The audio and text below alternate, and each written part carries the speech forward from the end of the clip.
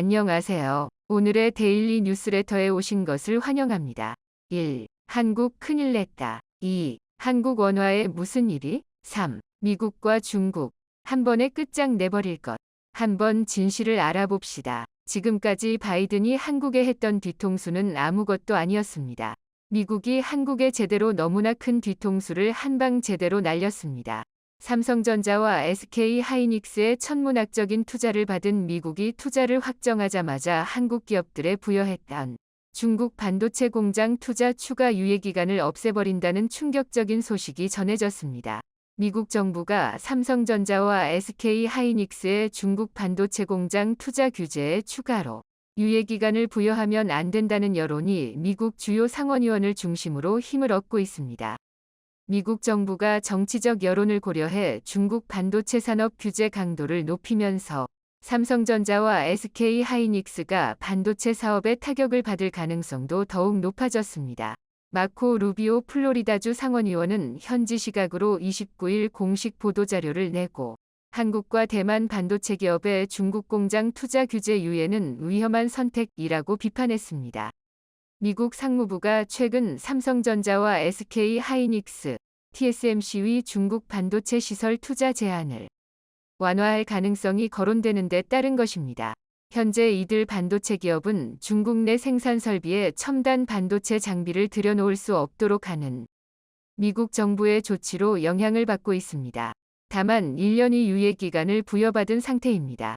올해 10월 만료되는 유예기간을 앞두고 미국 정부가 한국과 대만 반도체 기업에 1년 또는 그 이상의 유예를 추가로 적용하는 방안이 유력하게 논의되고 있는 것으로 전해졌습니다.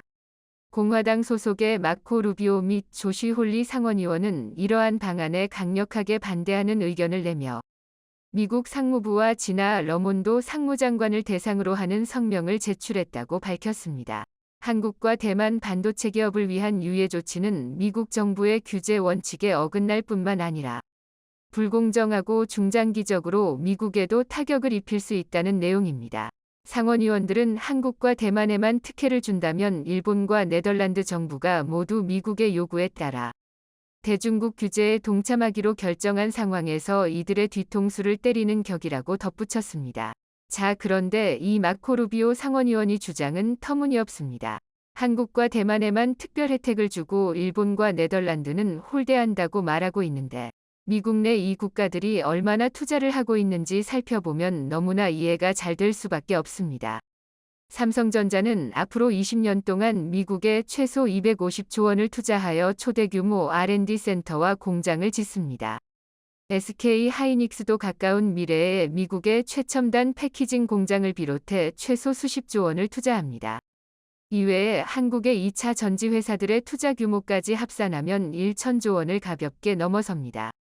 전 세계 어느 나라보다 미국에 가장 많은 투자를 하여 가장 많은 양질의 일자리를 만들어주고 있습니다. 투자가 완성되면 협력업체들을 모두 포함하여 최소 200만 명의 미국인들이 한국의 투자 덕분에 양질의 일자리를 얻게 될 것이라 전망되고 있습니다. 대만의 TSMC도 애리조나에 위치한 반도체 공장에만 53조 원을 투자하고 향후 20년 동안 삼성과 비슷하거나 더 많은 금액을 투자할 것이라 밝혔습니다. 반면 마코 루비오 상원의원이 말한 일본과 네덜란드는 한국과 대만에 비교하면 눈에 보이지도 않을 수준의 규모만 미국에 투자하기로 했습니다. 미국이 한국과 대만에 특혜를 주는 것이 너무나도 당연한 일인 것이죠.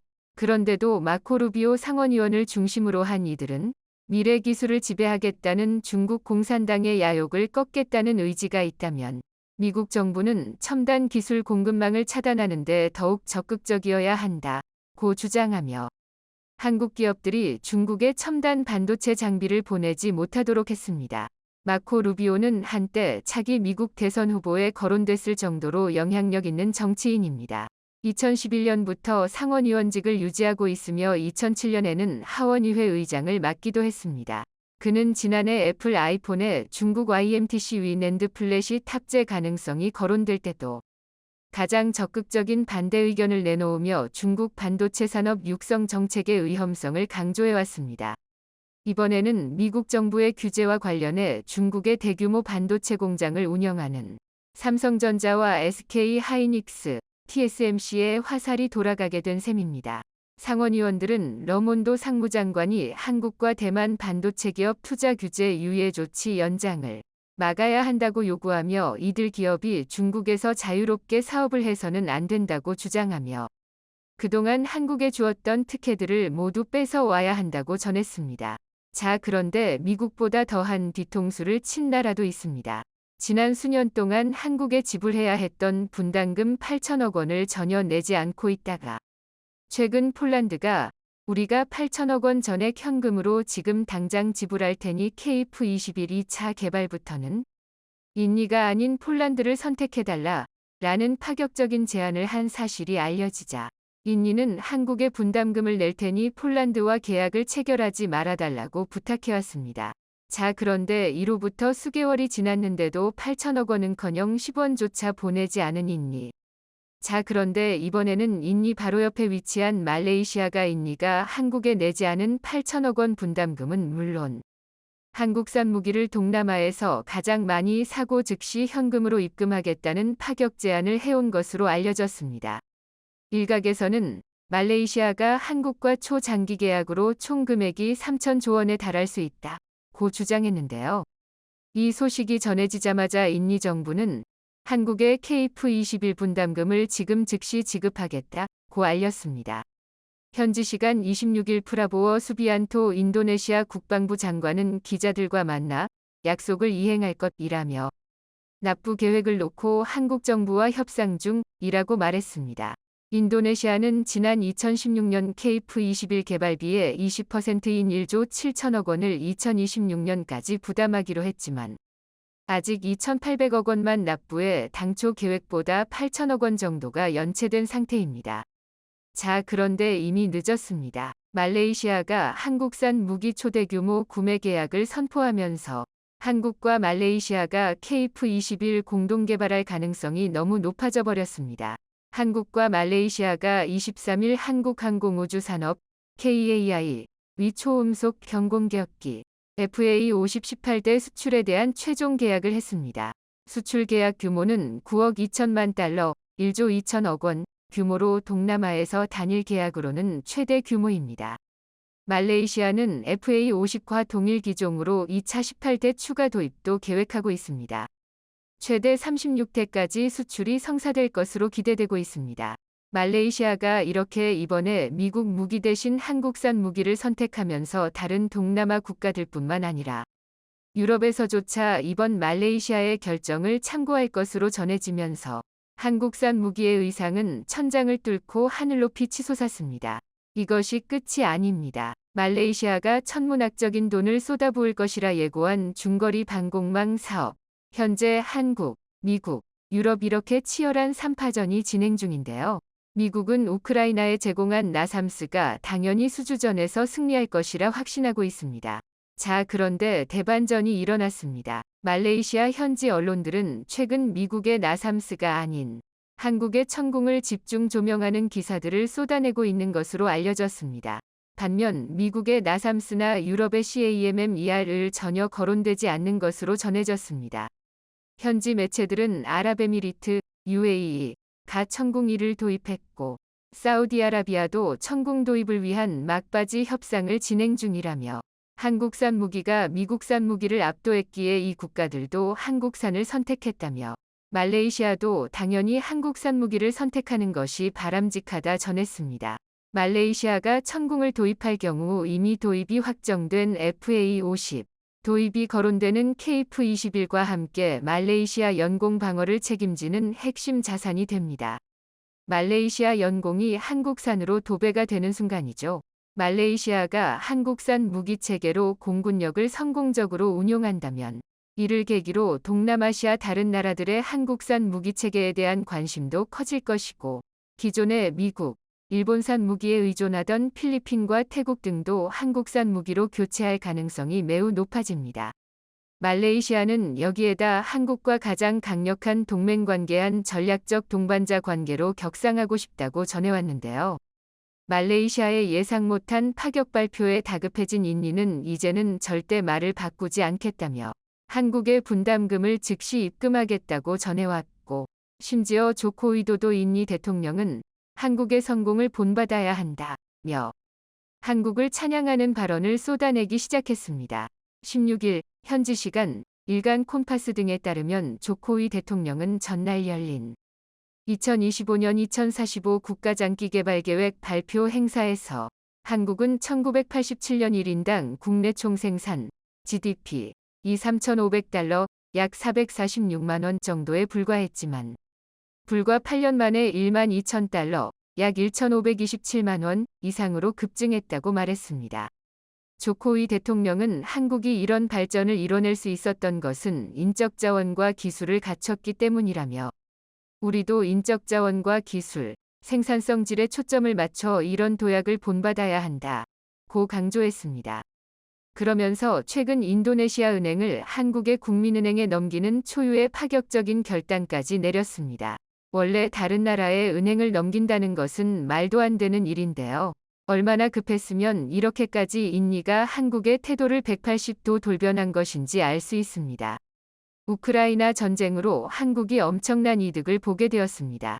최근 러시아가 중국과 함께 공동통화를 만든다는 소식이 퍼지면서 이에 대응해 여러 국가들이 유로화처럼 비슷한 공동통화를 만들겠다고 나섰는데요. 9PA 아세안 국가들은 한국 원화를 공동무역통화로 채택 앞으로 거세질 화폐 전쟁에서 한국을 중심으로 뭉치겠다고 선언한 것이죠. 아주 오래전부터 엔화를 중심으로 공동무역통화 시스템을 만들고자 했던 일본은 이 소식에 당황하지 않을 수 없었다고 하는데요. 장기전으로 진행되는 우크라이나 전쟁 미국은 경제 제재를 통해 러시아를 완전히 묶어놨는데요. 지속적으로 경제활동을 할 수 없게 막는 한편 꼼수를 통해 이를 우회하려는 시도조차 원천 차단했습니다. 이번 미국의 재빠른 결단과 단호한 조치에 러시아 경제는 빠르게 무너졌습니다. 러시아의 법정화폐 루블화는 종이 조각보다 더 못한 신세가 되었고 러시아 국민들은 느닷없는 제재로 인해 거지가 되었습니다. 러시아는 생각보다 더 큰 규모의 제재와 함께 빠르게 소모되는 자원을 보고 심각성을 느꼈죠. 무슨 수를 써서라도 미국의 제재를 벗어나고자 결단했고 러시아는 묘수를 고안했는데요. 바로 러시아가 주도하는 유라시아 경제연합 EAU 회원국들이 중국과 함께 국제통화 재정 시스템을 구축하기 위한 공동통화 도입 프로젝트에 들어선다고 발표한 것이죠. 러시아가 현재 제재에 걸려 옴짝달싹 못하는 상황에서 러시아가 이끄는 유라시아 경제연합 EAU 이 대신 중국 위안화와 합쳐 거대한 공동통화로 우회하겠다는 것입니다. 이렇게 되면 루블화 대신 새로운 공동통화를 이용해 거래가 가능하므로 러시아 입장에서는 경제 제재를 회피해 돈과 자원을 수급할 수 있습니다. 현재 중국은 어디까지나 중립을 지키고 있고 러시아의 침입에 대해 어떠한 언급도 없는 상황. 유라시아 경제연합 EAU에 가입된 국가들까지 피해를 볼 수 있기 때문에 이들 국가까지 같이 경제 제재 대상에 들어간다면 효과를 보기 어렵습니다. 유라시아 경제연합은 러시아가 주도하는 국가연합으로 유럽연합 EU를 모티브로 추진되었습니다. 카자흐스탄, 벨라루스, 아르메니아, 키르기스스탄 등 중동 국가를 포함 친러시아 국가들을 대상으로 추진된 기획이죠. 우크라이나 전쟁의 명분과 승기를 미국 주도의 서방 세계가 쥐고 있으나 경제 제재의 범위가 넓어지고 여러 국가들이 몰래 러시아 편을 들면 경제 제재의 의미가 없어지는 결과를 초래하게 됩니다. 한편 러시아와 중국이 거대 공동통화 체제를 만들겠다고 선언하자 이에 자극을 받은 아시아 국가들 사이에서 맞대응할 통화를 준비해야 한다고 주장했죠. 가장 먼저 나선 것이 일본이었습니다. 일본은 일제시절부터 공동통화에 대한 꿈을 가지고 있었습니다. 지금은 공식 발언에서 언급하기도 힘든 대동아공영권 이론에서 시작되었죠. 제국주의로 아시아 각국이 유럽 국가의 식민지로 전락했을 무렵 일본은 아시아 국가들이 뭉쳐 유럽을 배격해야 한다는 주장을 펼쳤습니다. 아시아 사람끼리 잘 살아보자는 기치 아래의 아시아 국가는 일본의 제안을 솔깃하게 여겼습니다.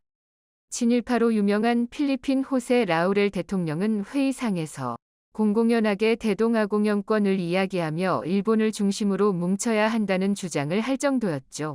겉으로 내세운 이유는 아시아 국가들이 뭉쳐야 한다는 것이지만 실제 일본이 노린 속셈은 공동통화입니다. 화폐가 통용되는 영역이 늘어나면 늘어날수록 한 나라의 경제 영향력은 커진다는 사실을 일본은 이미 알고 있었죠. 그것을 가장 절실하게 깨달은 사건이 바로 유로화 탄생입니다. 90년대 후반 유럽연합이 결성되고 단일 통화인 유로는 단숨에 일본 엔화를 밀어내고 중요 자산으로 자리 잡았습니다. 심지어 달러와 비슷한 위치를 점유할 정도로 성장했죠. 이에 충격을 받은 일본은 아시아에서 가장 발전된 선진국인 자신을 중심으로 한국과 중국, 동남아시아 국가들이 힘을 합쳐야 할 것을 주장했죠. 동아시아의 학자들을 파견, 유로화와 상대할 화폐를 만들어야 한다고 여론을 모았습니다. 이 주장에 힘을 실어준 계기는 다름 아닌 IMF 사태. 한국이 IMF의 긴급 구제금융을 받으면서 연쇄적으로 다른 아시아 국가들 역인 경제가 흔들리면서 이러한 논의가 급물살을 탔습니다. 달러나 유로에 비해 화폐 경쟁력이 떨어지는 국가는 경제 위기에 취약하고 대처할 수 있는 수단이 없습니다. 공동무역화폐를 통해 화폐 경쟁력을 갖추면 충분히 서양 국가에 대항해 IMF의 도움을 받을 필요가 없어진다는 논리를 일본은 펼친 것이죠. 아시아 통화단위 ACO는 이 시기에 등장했습니다. 일본 엔화를 중심으로 중국 위안화, 동남아 국가연합, 아세안, 미 각 통화를 비롯 대만과 홍콩 통화까지 아우르는 구상인데요. 치앙마이 이니셔티브, CMI라는 초기 합의를 시작으로 각국의 경제 장관들은 합의를 통해 공동무역통화 도입 직전까지 도달했죠. 일본의 뜻대로 엔화를 중심으로 한 공동통화가 확정되기 직전 이 논의는 결국 결렬되고 말았습니다. 원인은 바로 일본의 욕심이었죠. 2000년대 즈음 버블 경제의 문제가 드러나면서 엔화가 흔들리기 시작한 것도 공동통화를 완성하는 데 방해가 되었습니다. 이뿐 아니라 일본이 무리하게 엔화 중심의 정책을 고집한 부분 역시 중국과 한국 등 일제강점기의 시절을 겪은 국가들의 반감을 샀었죠. 결국 결렬된 공동통화의 꿈은 너무나 쉽게 무너졌고 이에 열렬한 호응을 보냈던 동남아시아 국가는 일본의 무책임한 태도에 분노했습니다. 베트남을 비롯한 아세안 국가들은 이 기억을 아직도 가지고 있었죠. 그런데 일본이 또 한 번 단일 통화 이야기를 꺼내며 과거의 트라우마를 자극하자 이들 아세안 국가들은 다른 생각을 가지게 되었는데요. 바로 일본을 배제하고 한국 원화를 중심으로 한 공동무역 통화를 만들자는 계획이죠. 동남아시아를 중심으로 한 아세안 국가들 사이에서도 유로화와 같은 단일 화폐를 꿈꾸는 이들이 많았습니다. 일본의 영향을 받은 지식인들 사이에선 활발히 논의된 부분이죠. 그러나 다 되었다고 생각한 단일 통화 논의를 일본이 걷어차면서 배신감에 휩싸인 이들 국가들은 일본을 배제한 다른 구상을 하게 됩니다. 엔화 대신 국제사회에서 영향력을 넓힌 대한민국 원화를 중심에 놓자는 계획이죠. 이미 한국은 치앙마이 이니셔티브를 통해 이들 아세안 국가들과 통화 스왑을 한 경험이 있습니다. 통화 스와프란 한국의 통화와 외국 통화를 교환하는 계약을 일컬는 것으로 위기 상황이 닥쳤을 경우 자국 통화를 담보로 외국 통화를 차입할 수 있는 시스템입니다. 이미 한 차례 한국과 금융거래를 통해 안전성을 확인했던 이들 국가 입장에서 한국을 중심으로 한 단일 통화 시스템을 만드는 것에 부담감이 없는 상황, 그리고 점점 더 블록화되는 경제 상황 속에서 경쟁력 있는 단일 통화 체계를 만드는 것이 무엇보다도 이들 아세안 국가들에게 중요한 상황에서 원화는 매력적인 수단이죠. 점점 블록을 통해 공동통화를 만들어내고 있는 흐름 속에서 아세안 국가들은 빠른 선택을 해야만 했습니다. 한국 입장에서도 사실 마다할 이유가 없죠. 원화를 중심으로 아세안 국가가 공동무역 통화를 만든다면 한국의 원화 경쟁력은 유로화, 달러와 맞먹는 수준으로 올라갈 것이며 향후 러시아, 중국의 단일 통화에 맞서서 경쟁할 수 있게 되기 때문이죠. 게다가 한국은 동남아시아 국가들과 밀접한 교류를 이어가며 협력을 다졌기에 과거 무리하게 추진되었던 통화 시도와 달리 부드럽게 협의를 이어갈 수 있다는 장점 또한 가지고 있는데요. 한국은 메콩강 유역 국가들과 공동 번영을 위한 정상회의를 열며 여러 아세안 국가들과 경제 및 기술적 합의를 이어나갔습니다. 문화와 관광을 비롯해 정보통신 기술에 걸쳐 다방면의 도움을 받은 이들 아세안 국가는 한국을 선진국으로 우대하며 존경을 아끼지 않았습니다. 또한 한류로 인해 한국 문화에 익숙한 이들이 많이 자리 잡고 있기에 원화에 대한 거부감이 적은 것도 원화를 중심으로 한 공동무역통화 성립에 매우 유리한 부분이라고 할 수 있습니다. 이전 일본이 엔화를 중심으로 공동통화를 만들려고 했을 때 각국에서 반대가 심했던 것을 생각해보면 상호 합의가 뒷받침된 아세안 한국의 공동통화 논의는 더욱 긍정적이라 할 수 있습니다. 이에 일본은 매우 당황할 수밖에 없었습니다. 아주 오래전 대동아공영론 시절부터 꿈꿔왔던 공동무역통화의 꿈을 일본 대신 한국이 먼저 이룰 수 있기 때문이죠. 하지만 현 상황에서 일본은 자국 통화 가치를 방어하는 데 급급한 상황, 심지어 안전자산으로 엔화를 떠오르던 많은 사람들이 오히려 이번 우크라이나 전쟁을 통해 엔화를 버리면서 안전통화라는 인식도 사라졌는데요. 더 이상 엔화를 투자자들이 매력적인 자산으로 생각하지 않는 것입니다. 이는 그동안 끊임없이 엔화를 찍어내며 물가를 낮추려고 했던 일본 정부의 탓이죠. 아세안 국가들 입장에서도 과거 한 번 자신을 배신했던 일본을 다시 믿을 이유가 없으며 통화 가치도 떨어지는 엔화를 중심으로 뭉칠 이유도 없는 것이 현실입니다. 한국과 아세안 9개국이 모이면서 탄생하게 된 공동무역통화. 우크라이나 전쟁으로 원화가 단숨에 달러 유로화와 견줄 수 있는 통화 단위로 격상된 셈인데요. 한국은 한국에게 다가오는 좋은 기회를 놓치지 않길 바라며 앞으로 아세안 국가들 말고도 전 세계에서 원화가 달러처럼 대접받기를 기원해 보겠습니다. 중국과 미국의 연이은 충격 발표에 한국만 계속해서 극심한 피해를 받자 결국 이재용 삼성 회장이 중대 결단을 내렸습니다. 누구도 예상 못한 너무나 강력한 중대 결단이 나오면서 난리가 나버렸는데요. 외신들은 이재용 회장이 미국과 중국을 한 번에 끝장낼 너무나도 강력한 카드를 꺼내들었다며 바이든과 시진핑이 동시에 발칵 뒤집혔다고 대대적으로 보도하기 시작했습니다. 도대체 한국의 삼성이 얼마나 강력한 카드를 꺼내들었길래 이렇게 세계 최강국 2위인 미국과 중국이 동시에 발칵 뒤집혀 버린 것인지. 미중 간의 격렬한 싸움이 시작되면서 한국이 가장 큰 피해를 받고 있습니다. 중국이 미국 반도체 기업 마이크론을 규제한 상황이 미국 정부가 한국의 속마음을 테스트하는 리트머스 시험지 역할을 하고 있다는 충격적인 외신 보도가 나왔습니다. 2일 미국 보이스 오브 아메리카 VOA에 따르면 한국이 중국 정부의 마이크론 반도체 판매 규제로 선택의 기로에 놓였다는 분석이 나왔습니다. 중국 정부는 마이크론의 반도체가 심각한 보안 결함을 안고 있다는 이유로 중국 내 판매를 일부 금지했는데요. 미국 정부의 대중국 반도체 규제에 따른 보복 조치라는 해석이 나옵니다. 미국은 삼성전자와 SK 하이닉스 등 한국 기업이 마이크론의 반도체 물량을 대체하며 중국의 공급을 늘리지 않도록 해야 한다고 압박하고 있는 것으로 전해졌습니다. 미국 하원 외교위원장은 중국이 미국의 마이크론을 규제한 뒤 삼성전자와 SK 하이닉스가 그 부족분을 채운다면 미국이 한국과 동맹 관계를 끊어버릴 수 있다고 겁박하기까지 했습니다. 너무나 충격적인데요. 마이클 맥콜 하원 외교위원장과 마이크 갤러거 하원 미중전략경쟁특위 위원장은 2일 현지 시간 지나 러몬도 상무부 장관에게 서한을 보내 일본과 한국의 기업들이 마이크론이 이른 시장 점유율을 가져가지 않도록 일본과 한국과 협력해야 한다고 촉구하며 이 같은 충격 발표를 한 것으로 전해졌습니다. 그는 한국이 삼성전자나 SK 하이닉스가 마이크론의 시장 점유율을 채우지 않도록 하는데 개입하지 않을 것이라 했다며 삼성전자와 SK 하이닉스 같은 한국 기업들이 마이크론의 시장 점유율을 대체하도록 허용하면서 동시에 이들 기업의 반도체법, 칩스 액트, 규정 이행과 중국을 겨냥한 특정 수출동제에서 예외를 주는 것은 중국 정부에 위험한 신호를 보내고 우리의 한국과 긴밀한 동맹을 약화할 것이라는 충격 발표를 했습니다.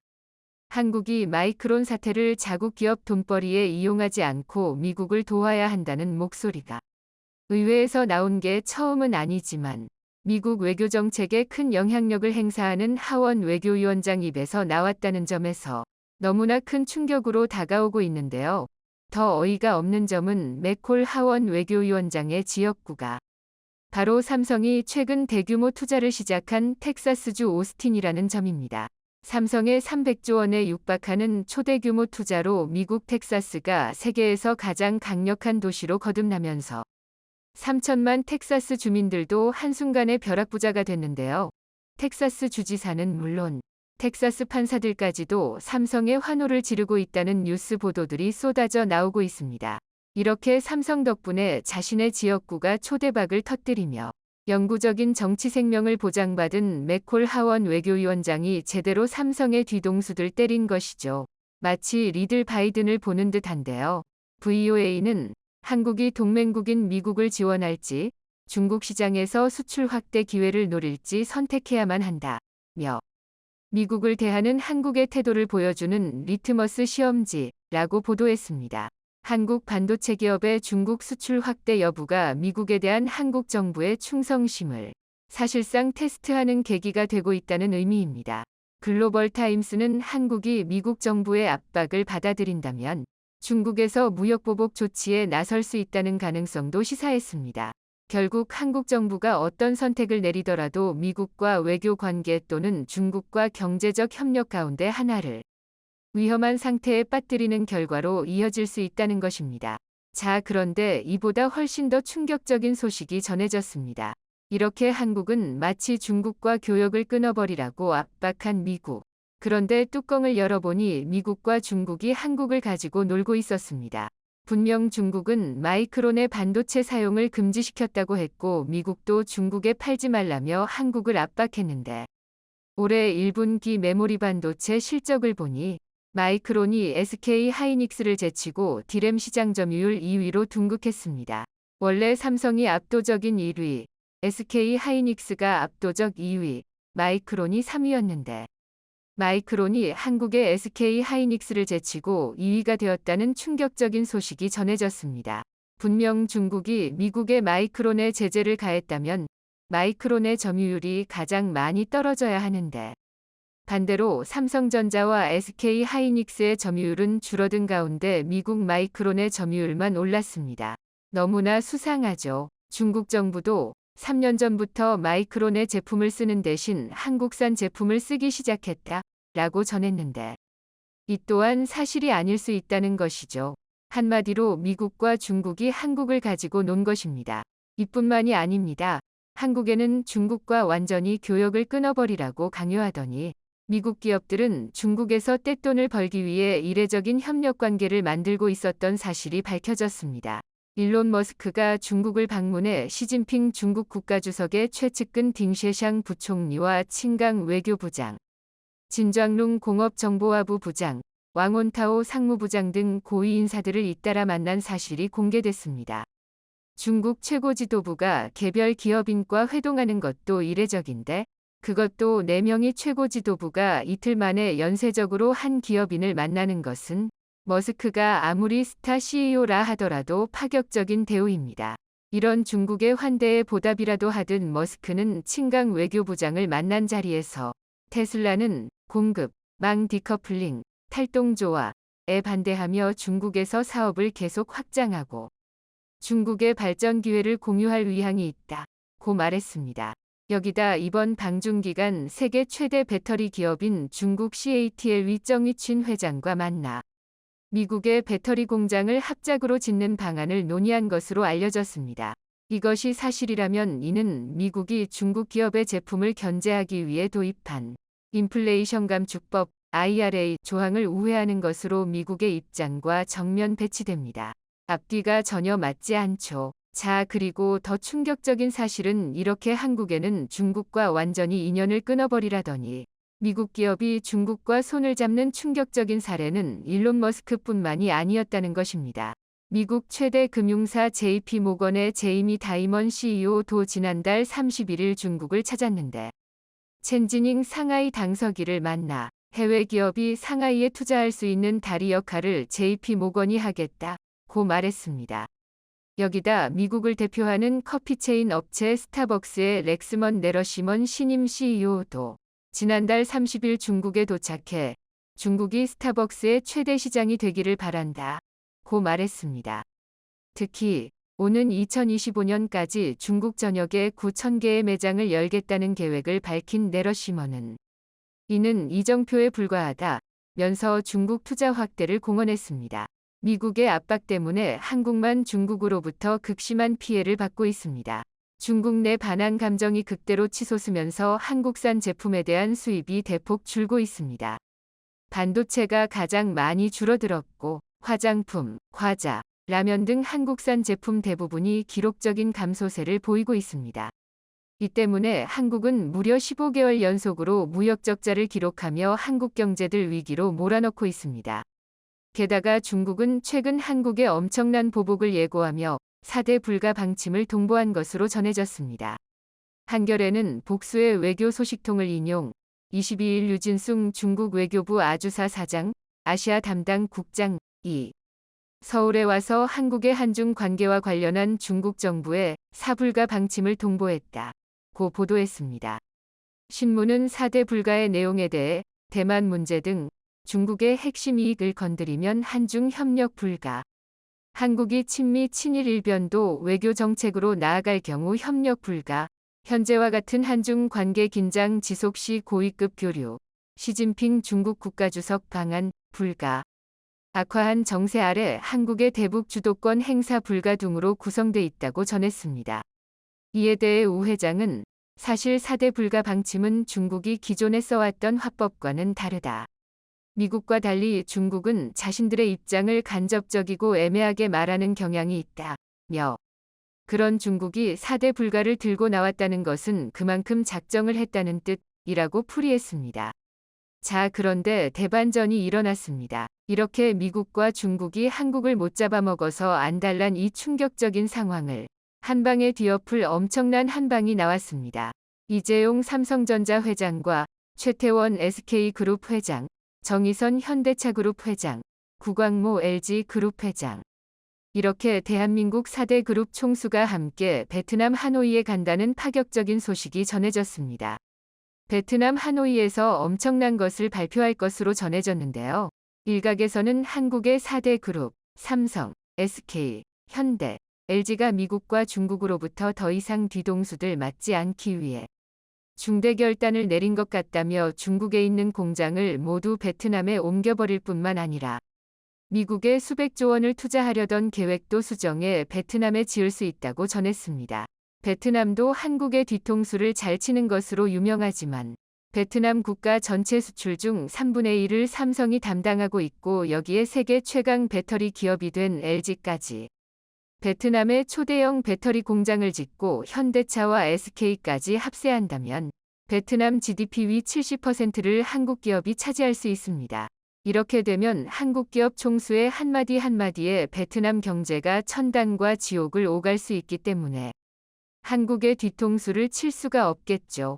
베트남을 완전히 제2위 한국으로 만든 뒤 한국의 이익 극대화를 위해 베트남을 쥐락펴락하겠다는 것입니다.